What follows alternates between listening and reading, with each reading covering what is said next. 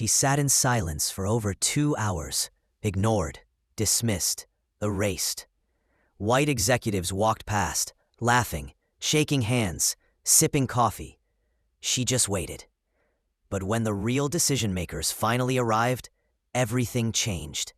They didn't just know her name. They stood for her. In a lobby that had tried to forget her, she made them remember. Celeste Parker arrived early, 15 minutes to be exact, just like her grandmother had taught her.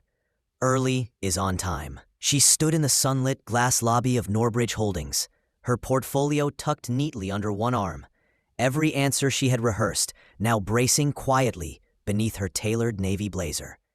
She introduced herself to the receptionist with grace. "Mr. Ronald Avery will be right with you." The young woman replied with a rehearsed smile. Celeste nodded and took a seat. That seat became her stage for 2 silent, excruciating hours. She watched as white men in polished suits were greeted like old friends.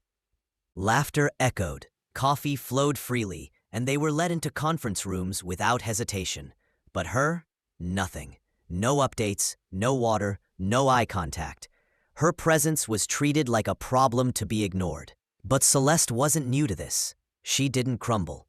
She sat straighter, adjusted her posture, flipped through her notes, not because she needed them, but because it gave her hands something to do besides shake from the sting of silent rejection. Around her, the atmosphere buzzed until it froze. The elevator chimed. Out stepped 4 people dressed not for show, but for significance. One of them, Marla Jennings, CFO of Norbridge Holdings, paused, scanned the room, and locked eyes with Celeste.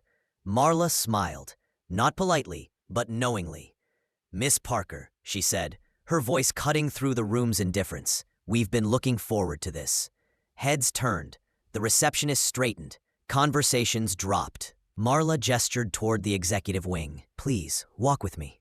Suddenly, Celeste was not a forgotten name on a list. She was the name, the one whose insight, preparation, and reputation had traveled ahead of her, even when the room had refused to see her. The man she'd been waiting for, Mr. Avery, appeared from the side hallway, sputtering, embarrassed. I didn't realize you were here already." Celeste met his eyes, calm, measured. "I've been here, the whole time," as she followed Marla down the hallway. Every pair of eyes followed her, some with curiosity, others with regret. But she didn't walk for them. She walked for every moment she had been doubted, dismissed, or delayed.